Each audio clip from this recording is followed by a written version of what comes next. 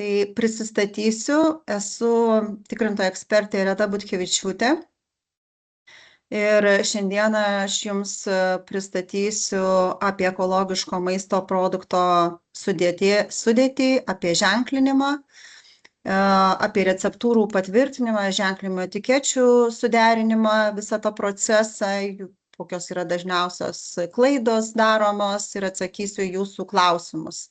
Tai klausimus atsakysiu seminaro pabaigoje, o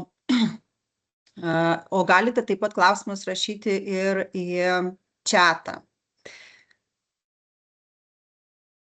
Taigi, koks planas, kaip ir šiek tiek apibrėžiau, tai visų pirma apie ekologiško maisto produkto sudėtį ir apie ženklinimus.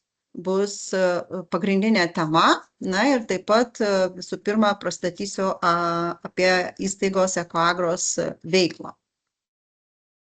Taigi apie Ekoagros trumpai, tai Ekoagros yra atsakinga už ekologinės gamybos sertifikavimą ir kontrolę ir šitos funkcijos yra įstaigai pavestos ne tik Žemės ūkio ministro įsakymu, bet ir Lietuvos Respublikos vyriausybės nutarimu. Ekologinės gamybos sertifikavimas ir kontrolė yra pagrindinė įstaigos veiklos sritis, tačiau taip pat ir atlieka sertifikavimą pagal NKP, pagal Amerikos ekologinės gamybos standartą, taip pat atliekame patikras pagal privačius standartus. Svarbu paminėti, kad Ekoagros nėra teisės aktų leidėja ir ši jo funkcija yra tai tikrinti teisės aktų laikymasi, reikalavimų laikymasi ir pagal tai išduoti tai patvirtinančius dokumentus. Ekoagros taip pat teikia informaciją, teikia konsultacijas, organizuoja nemokamus mokymus ir atsako į klientų užklausas. Kokie pagrindiniai įstaigos darbo principai? Tai yra nepelno siekianti organizacija. Ir jos veikla yra nuolat tikrinama, vertinama ne tik tai Europos komisijos ir kitų vietinių valstybinių institucijų, bet ir išorinių audito įmonių. Apie Ekoagros klientai atsiliepia labai gerai ir paslaugų kokybę vertina labai gerai, net 88% apklaustųjų. Taip pat labai gerai vertina ir darbuotojų profesionalumą. Anoniminės užklausos yra vykdomos apklausos kiekvienais metais ir jos yra anoniminės, nes pateikiamos elektroniniu formatu. Ir dabar apie temą, tai kas yra leidžiama naudoti, kokia turi būti ekologiško maisto produkto sudėtis. Tai visų pirma, mes kalbame apie perdirbtą maisto produktą, nes perdirbto maisto produkto gamyboje, jeigu tai yra ne vien komponentis, yra naudojamos skirtingos sudedamosios dalys.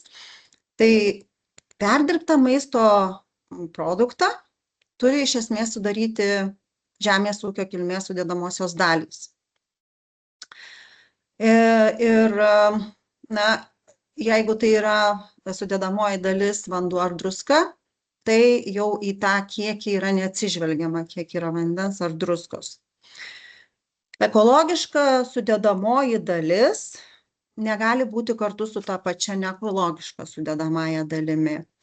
Ir jeigu tai yra naudojama perėjimo prie ekologinės gamybos laikotarpio kažkokia sudedamoji dalis, tai negali būti su tokia pačia ekologiška arba neekologiška. Čia daugiau galbūt pašarams yra taikoma. Oi, ne ten.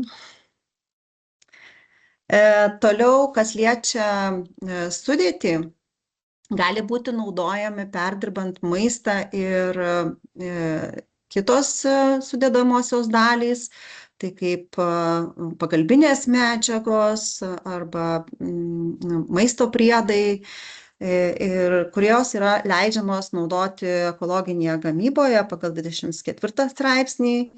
Tie leidžiamų sudedamųjų dalių sąrašai yra nurodyti reglamente 1165. Taigi, kas liečia sudėtį ir nežemės ūkio kilmės produktus, tai gali būti naudojami ir mikroorganizmai, taip pat maisto fermentų preparatai, kurie paprastai naudojami perdirbant maistą. Taip pat gali būti naudojamos ir kvapiosios medžiagos arba kvapių medžiagų preparatai, tačiau tik tai natūralios. Ir tik tai tokios, kad jos atitiktų kvapių medžiagų reglamento, tai yra 1134 reglamentas 2008 metų, ir kad atitiktų 16 straipsnio to reglamento 2, 3 ir 4 dalis. Tai visas tas tris dalis, 2, 3 ir 4 16 straipsnio, turi atitikti ta natūrali kvapioji medžiaga, kuri yra neekologiška, nes natūralios kvapiosios medžiagos gali būti ir sertifikuotos kaip ekologiškos. Taigi, jeigu naudojate natūralią kvapiąją medžiagą ekologiško produkto gamyboje, tai labai svarbu pateikti įrodantį dokumentą, kad ši natūrali kvapioji medžiaga atitinka būtent šio kvapiųjų medžiagų reglamento 16 straipsnio 2, 3 ir 4 dalis. Ta gali, aišku, patvirtinti jums galbūt tiekėjas arba gamintojas. Toliau, kas liečia produktus, kuriuos galima, arba medžiagas, kurias galima naudoti perdirbant maistą, tai jeigu naudojami kažkokie dažikliai mėsai ar kiaušinių lukštom ženklinti, tai vėlgi yra tik tai tam tikri dažai galimi naudoti. Ir jeigu tai kalbame apie kiaušinių dažymą tradiciniais puošybos tikslais, tai vėlgi irgi galima naudoti tik tai tam tikras medžiagas. Kas liečia vandenį, tai jisai turėjo atitikti geriamojo vandens reikalavimus, o druska, jos pagrindinė sudėdamoji dalis turi būti natrio arba kalio chloridas ir tokia druska turi būti paprastai naudojama perdirbant maistą.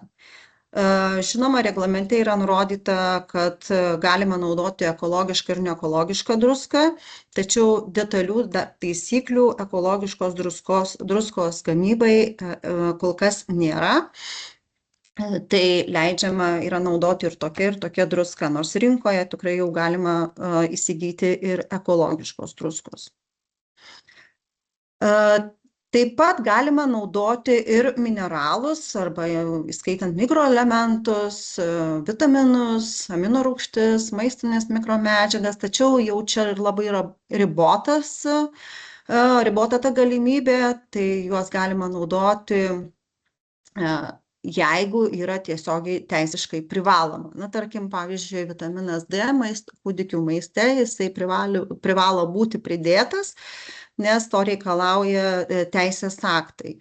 Ir jeigu ten, tarkim, yra maisto produktai, kurie pateikiami rinkai kaip turintys ypatingų savybių arba tam tokio poveikio, specifinių vartotojų grupių poreikiais, tai tokiais atvejais, jeigu teisiškai privaloma, tokiu atveju galima naudoti tam mikromineralus arba ten, tarkim, kitas maistinės mikromedžiagas.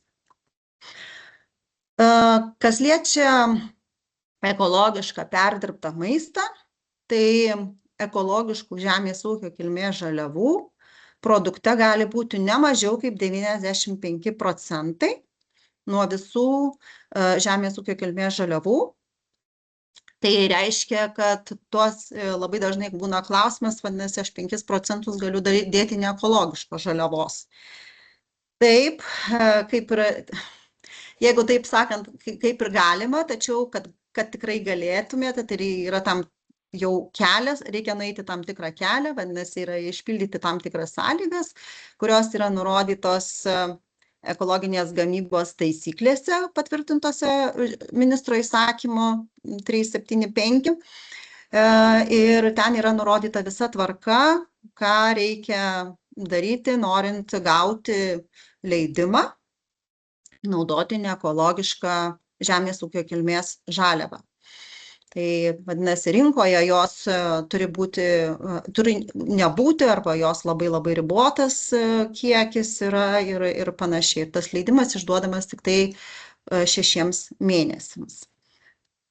Taigi, kas liečia ekologišką produktą, kaip ir minėjau prieš tai, gali būti naudojami ekologiško maisto gamyboje ir maisto priedai. Tačiau ne visi, žinoma, yra sąrašas nurodytas reglamente 1165, kuriuos galima naudoti ir netgi yra kai kur nurodytas, tarkim, koks maisto priedas, kad būtent tik tai tam tikros rūšies sūriui gali būti naudojama, arba tik tai gyvulinės kilmės, arba tik augalinės kilmės produktų gamybai.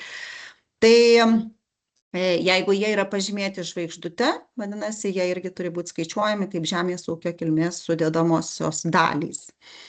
Ir kiti produktai, preparatai ar medžiagos, jos nurodytos 2.22 papunkčiuose, kuriuos aš išvardinau visus A, C, D, E, F, jie neskaičiuojami kaip žemės ūkio kilmės sudedamosios dalys. Tai tie, tarkim, ir fermentai neskaičiuojami, ir kokie būtų ne žemės ūkio kilmės produktai, pagalbinės medžiagos.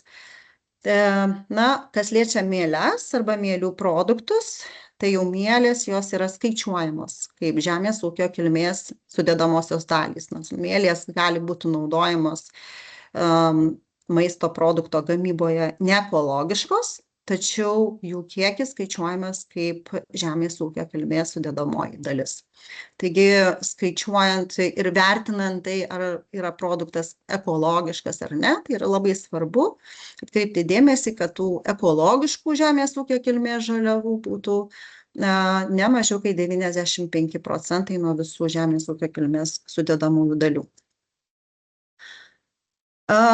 Taigi, kai jau turite nusimatę, kokius ingredientus naudosite, kokia bus produkto sudėtis, ar ne, tai tokiu atveju reikalinga užsipildyti maisto produktų receptūros formą, kurią rasite Ekoagros tinklalapyje, skiltyje formos arba ekologiškų produktų tvarkyba, taip pat rasite šią formą įdėtą. Ir reikalinga pateikti reikiamą informaciją. Žinoma, produkto pavadinimą labai atkreipkite dėmesį, kai rašote, kad jo receptūroje pavadinimas sutaptų su ženklinimo etiketėje nurodytų pavadinimu ir formoje F162 nurodytų pavadinimu, kad galima būtų susieti šitus dokumentus su tuo produkto pavadinimu ar atvirkščiai.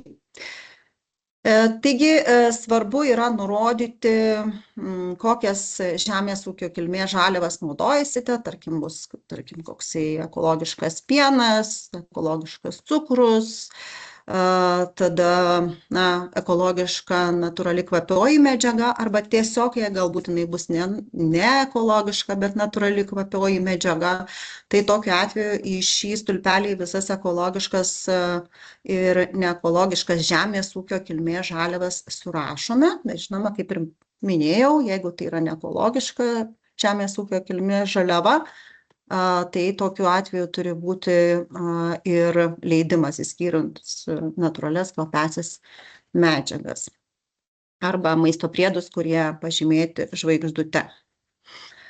Ir reikalinga surašyti kiekius ir dažnai pamirštama nurodyti šalį, kurioje užauginta ekologiška žaliava. Ta jūs rasite informaciją iš ženklinimo etiketės arba specifikacijos, kur bus parašyta, kur užauginta ekologiška žemės ūkio kilmės žaliava. Galima nurodyti konkrečią šalį, o galima nurodyti ES arba ne ES žemės ūkis. Ši informacija yra svarbi todėl, kad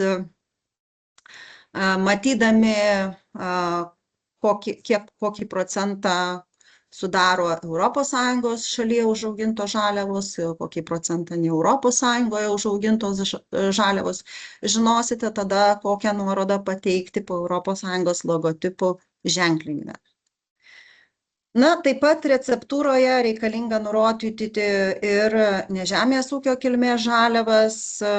Na, jeigu tai yra maisto priedas, tai būtinai reikia nurodyti maisto priedo numerį ir funkciją, kokią funkciją atlieka gamyboje naudojamas maisto priedas. Na, jeigu produktas yra, kaip pavyzdžiui, maisto priedas naudojamas ar ne, tai yra neekologiška žaliava, tai tokiu atveju reikalinga pateikti specifikacijas. Nes specifikacijoje turėtų būti informacija apie tai, kad nėra GMO, kad nėra naudota jonizuojanti spinduliuotė arba nanotechnologijos. Kas liečia receptūrą, taip pat yra reikalinga nurodyti pagalbinės perdirbimo medžiagos. Na, tarkim, koagulantas, kalcio sulfatas, ar ne, tai kokia jo funkcija, pavyzdžiui, koagulantas.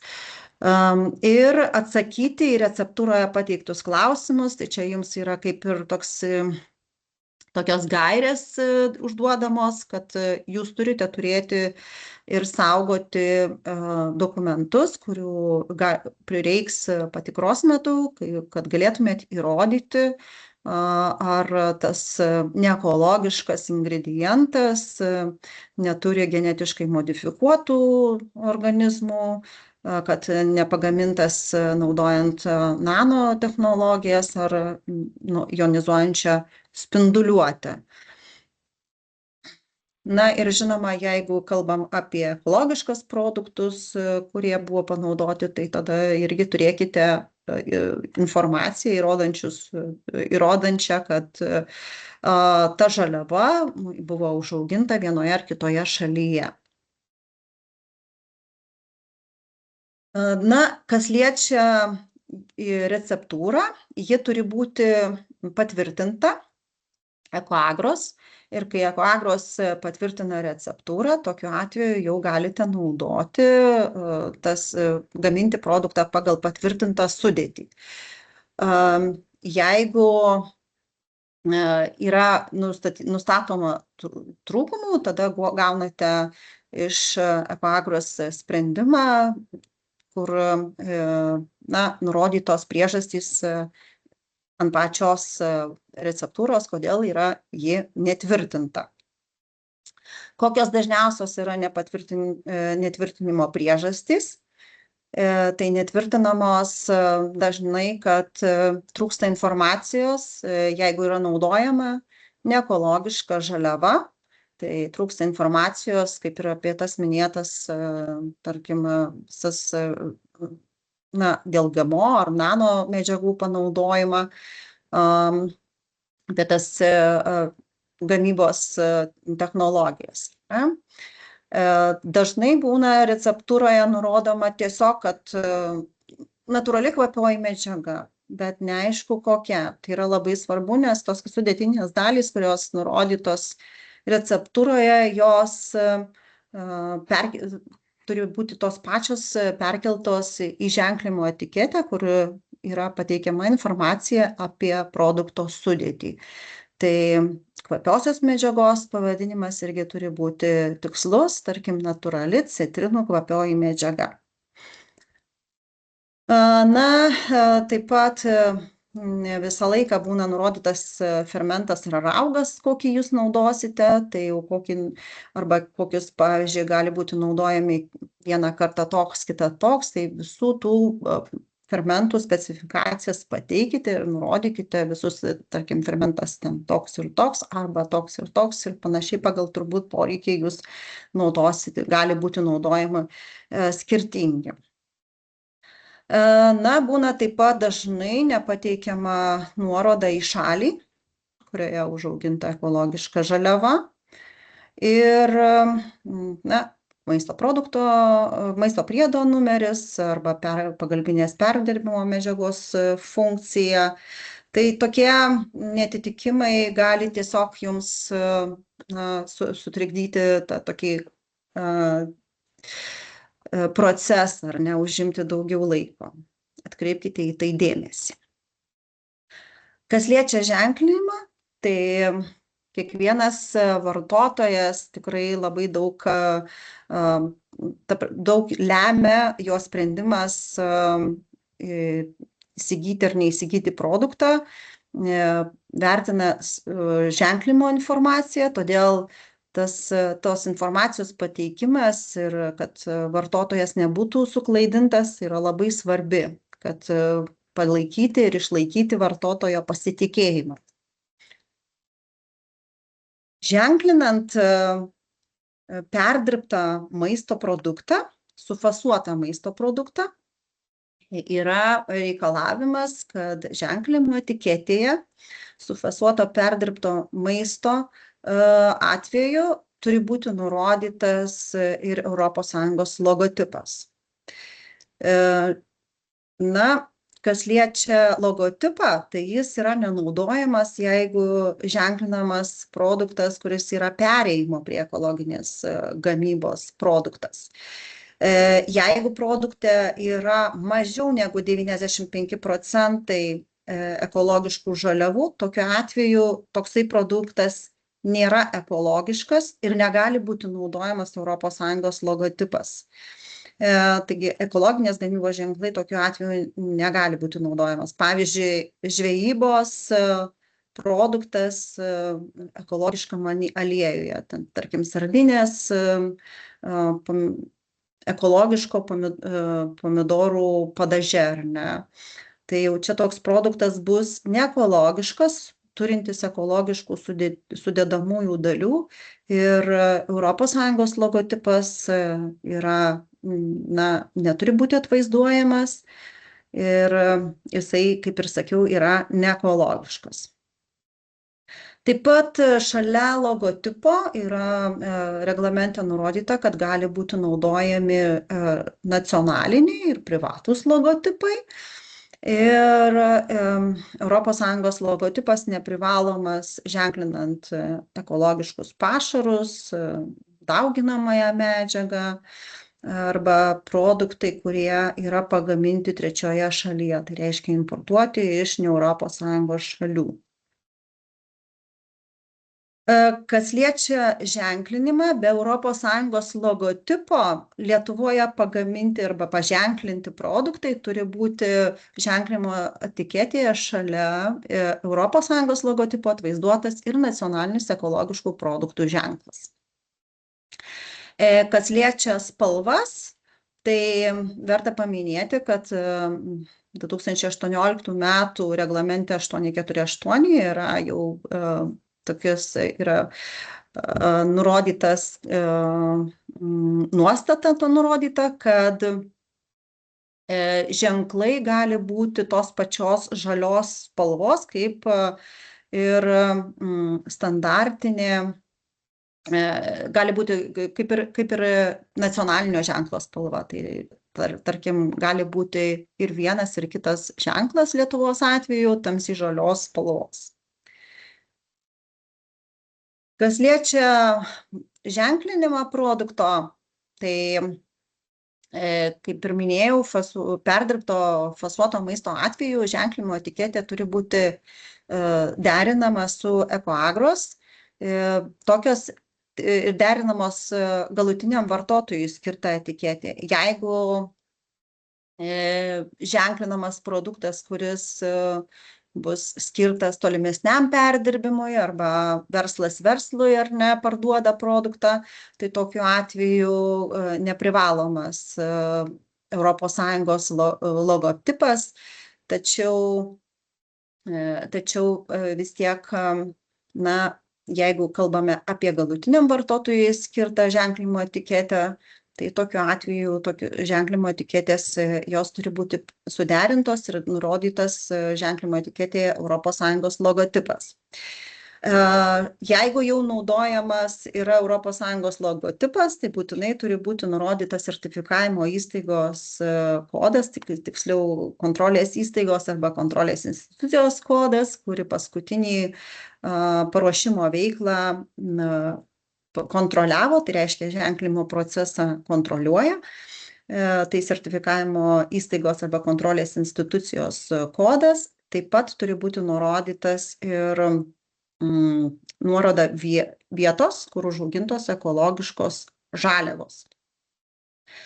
Jeigu derinama etiketė skirta užsienio rinkai, tada turi būti pateikiama informacijos vertimas į lietuvių kalbą. Na, jeigu etiketė yra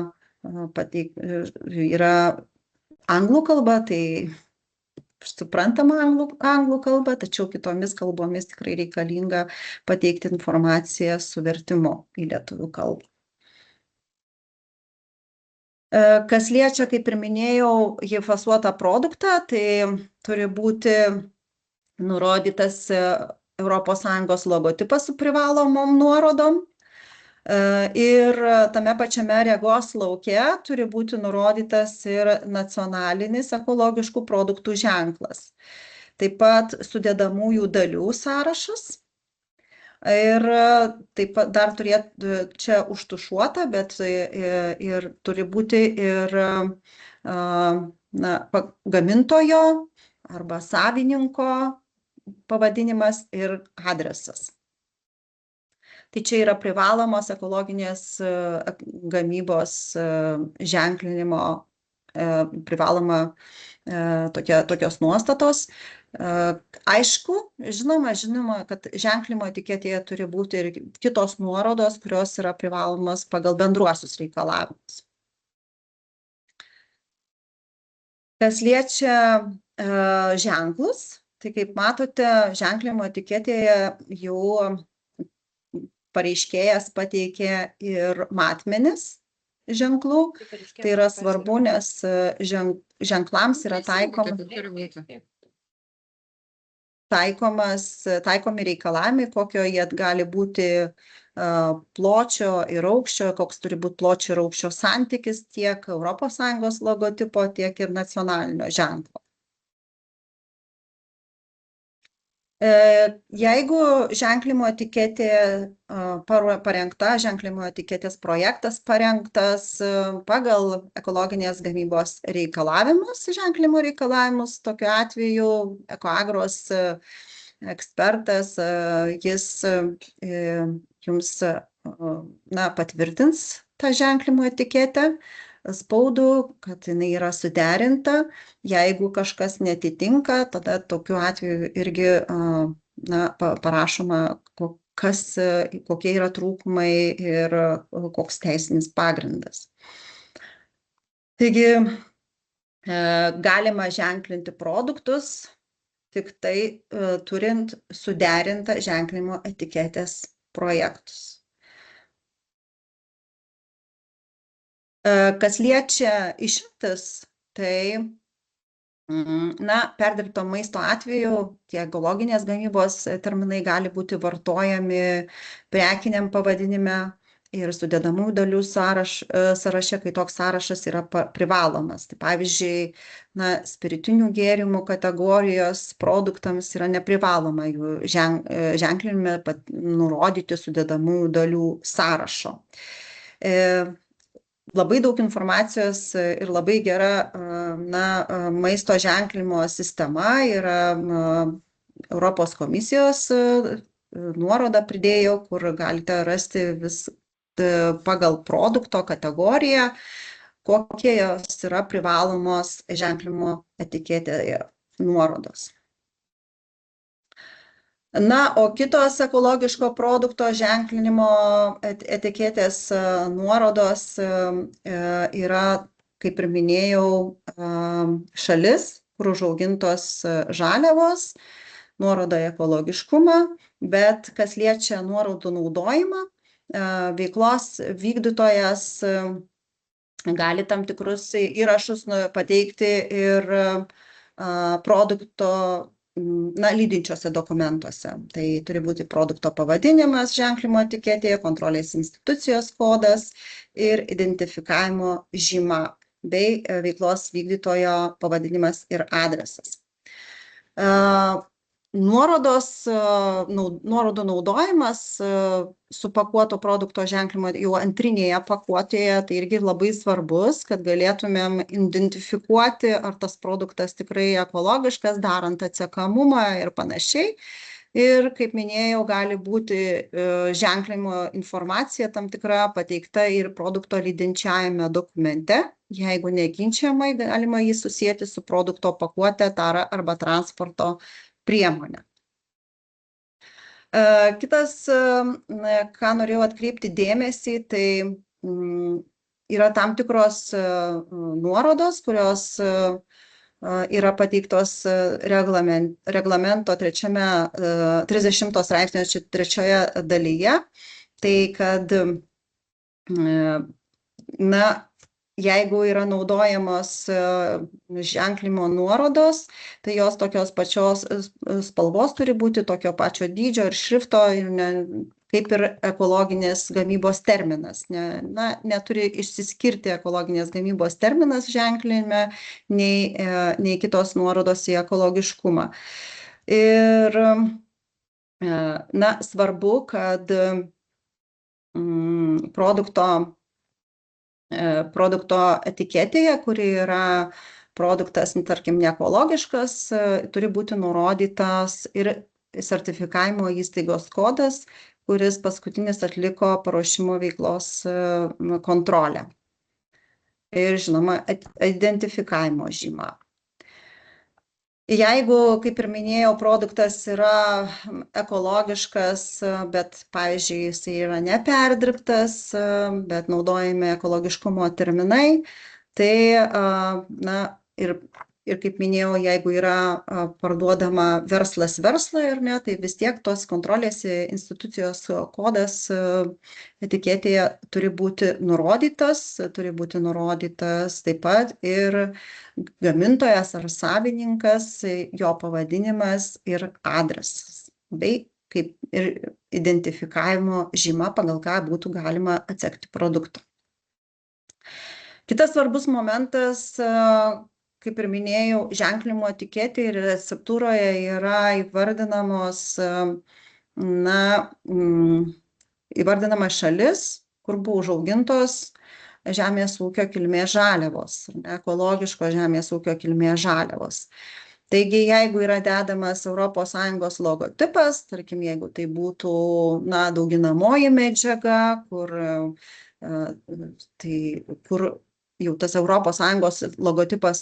logotipo naudojimas yra neprivalomas, tačiau jeigu jau norima dėti, tada tokiu atveju turi jisai atitikti tas logotipas reikalavimus, kas liečia ir matmenis, spalva, turi būti nurodyta šalia logotipo ir kontrolės institucijos kodas, kurį kontroliuoja ženklinimą.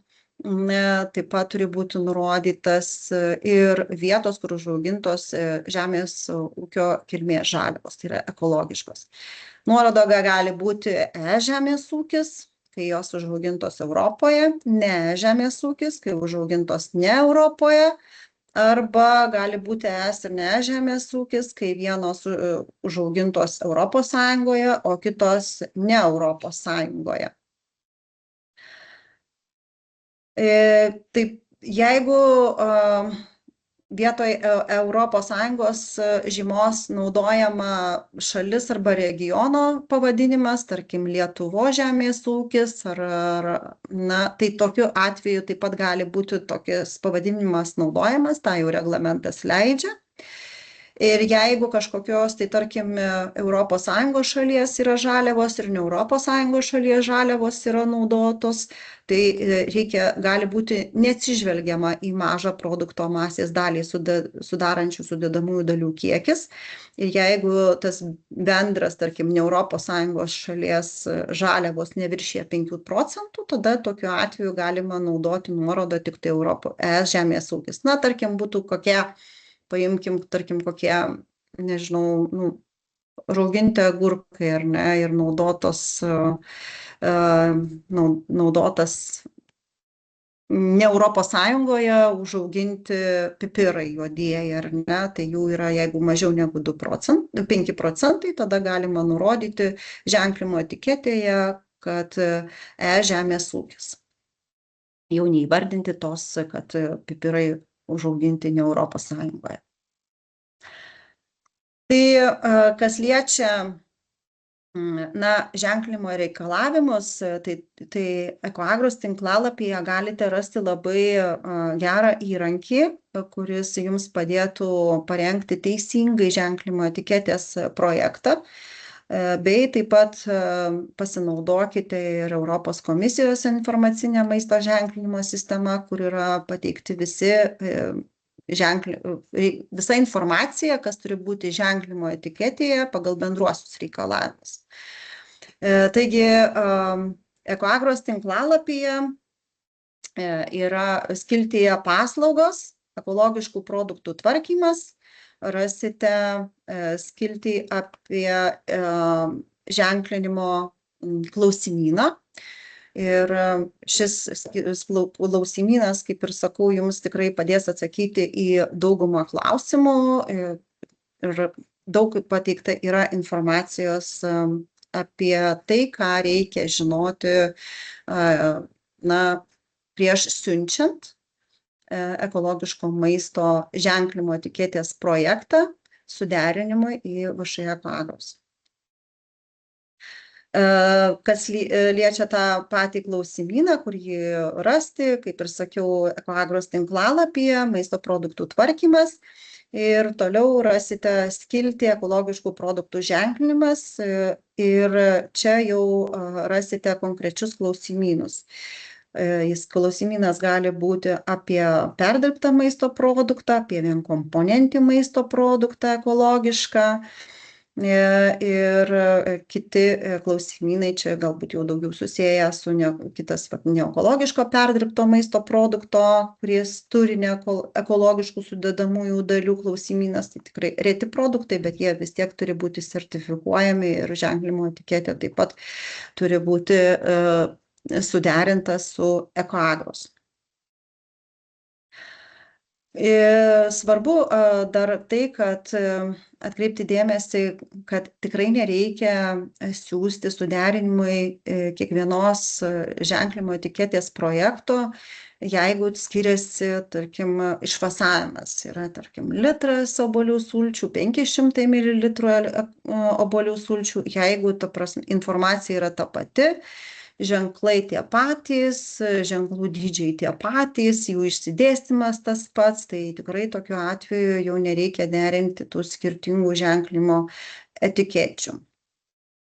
Na ir čia, kaip ir sakiau, rasite daug aktualios ir labai svarbios informacijos. Jeigu, pavyzdžiui, jūsų ženklimo etiketės dizainas pasikeitė paveiksliukas, tai tokiu atveju, o nepasikeitė nei nuorodos, nei ženklų dydžiai, nei, tarkim, spalvos ir panašiai, tai tokiu atveju irgi siųsti derinimui nereikia. Galite tiesiog informuoti, kad pakeitėm tik tai dizainą, visos kitos nuorodos nesikeitė, tokią informaciją pateikti įstaigai elektroniniu paštu laisva forma. Na, kokios pasitaikančios klaidos, tai pasitaikydavo labai dažnai, kas liečia ženklinimą su vertimu į lietuvių kalbą, kai gaunamas yra produktas iš ne ES šalies Jo etiketė yra užsienio kalba ir reikia pateikti vertimą į lietuvių kalbą. Tai pasitaiko kartais, kad klijuojant tokią etiketę su vertimu į lietuvių kalbą yra uždengiamas originalus ES logotipas, sertifikavimo įstaigos kodas, sudėtinės dalys su visom nuorodom į ekologiškumą. Tai į tai reikėtų atkreipti dėmesį ir neuždengti informacijos, kurios nėra vertime į lietuvių kalbą. Tikrai nereikia keisti ženklų ir dėti į vertimo etiketę, nes tai skaitysis kaip perženklinimas. Taigi tiesiog reikia pakeisti, ta prasme, išversti informaciją, kuri pateikta užsienio kalba. Na, kartais pasitaiko, kad nuotolinės prekybos parduotuvėje reklamuojami ir parduodami ekologiški produktai, tačiau jų reklama, jų ženklimas netitinka nuostatų, nes ekologinės gamybos taisyklėse 13 straipsnėje, taisyklės yra patvirtintos Žemės ūkio ministro įsakymu numeris 375, yra nurodyta, kad nuotolinės prekybos parduotuvėje reklamuojant, pateikiant ekologiškus produktus, turi būti pateikiamos nuorodos pagal reglamento 2018/848/32 straipsnį. Tai reiškia ES ekologinės gamybos logotipas, kontrolės įstaigos kodas ir šalies, kur užaugintos ekožaliavos nuorodos. Tai reiškia informacija, kokia yra produkto ženklimo etiketėje, turi būti matoma, pasiekiama prieš vartotojui renkant, įsigijant prekę. Taigi, nesvarbu, kur ji bus nurodyta tokia informacija, bet ji turi būti pateikta arba gali būti aiškiai įkelta pačio produkto nuotrauką su ženklinimo visą šitą informaciją arba kažkur apie aprašymą ar panašiai turi būti šita informacija pateikta. Kodėl kartais būna nederinamos etiketės? Etiketės gali būti nederinamos, jeigu informacija apie sudedamąsias dalis netitinka patvirtintos receptūros. Gali būti tai priežastis tai tokia, kad nenurodyti ekologiški ingredientai sudedamųjų dalių sąraše, nurodyti kokios yra sudedamos dalys, bet kokios iš tų dalių yra ekologiškos, tokios nuorodos nėra. Tai taip pat pasitaiko, kad neteisingai nurodyta šalis, kur užaugintos ekologiškos sudedamos žemės ūkio kilmės žaliavos. Nes dažnai būna taip, kad perkeliama kilmės šalies nuoroda ir įrašoma po ES logotipu būtent tokia pati. Na, tarkim, pavyzdžiui, ryžiai užauginti gaunasi Lenkijoje arba kakava kokioj, nežinau, Vokietijoje, kur tikrai neauga Lenkijoje kol kas dar ryžiai, kiek man žinoma, ar kakava Vokietijoje. Na, taip pat jeigu produktas yra ženklinamas ir tiekiamas Lietuvos rinkai, jisai skirtas Lietuvos vartotojui, tokiu atveju jau privaloma nurodyti ir ekologiškų produktų ženklą.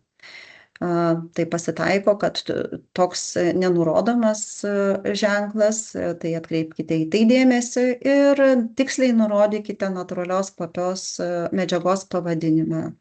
Natūrali, tarkim, braškių kvapioji medžiaga ar natūrali citrinų kvapioji medžiaga. Taip pat nepamirškite nurodyti ir tiek ekologinės gamybos logotipo išmatavimus, tiek ekologiškų produktų ženklo išmatavimus. Tai dažnai pamirštama tą padaryti. Jisai gali būti nurodytas tas išmatavimas matmenys tiek etiketėje užnešti matmenys, tiek gali būti pateikiama laisva forma elektroniniu laišku, teikiant tuo pačiu etiketės derinimą. Na ir būna taip, kad tie ženklų matmenys netitinka reikalavimų, nes ES logotipo pločio ir aukščio santykis turi būti 1:1,5, o ekologiškų produktų ženklo pločio ir aukščio santykis turi būti 1:1,4.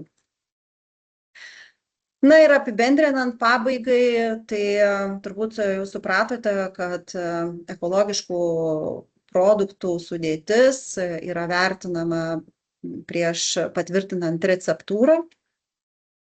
Taigi ekologiški produktai gali būti perdirbami tik tai pagal patvirtintą receptūrą, o fasuoti ekologinės gamybos maisto produktai tai turi būti ženklinami etikete tik tai ją suderinus su VŠE Aquagros, jeigu ta etiketė yra skirta galutiniam vartotojui. Tai tiek šiandieną norėjau jums papasakoti apie ekologiškų produktų sudėtį, receptūras ir ženklinimą. Ir šitų mokymų įrašus rasite Aquagros interneto svetainėje, skiltyje šviečiamoji medžiaga. Jeigu kažkokių tai vėliau turėsite klausimų, jūs galite atsiųsti elektroniniu paštu arba užpildę formą Aquagros svetainėje, skiltyje klauskite. Tai tiek, ačiū už jūsų dėmesį, o dabar aš laukiu, gal kažkas tai turite klausimų, kokių šią temą, sakykit.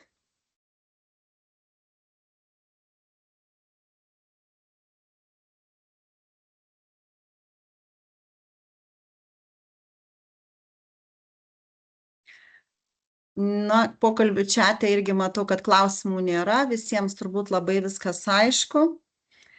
Tai jeigu klausimų neturite, tai tada dėkoju Jums už Jūsų laiką ir linkiu geros dienos. Ačiū.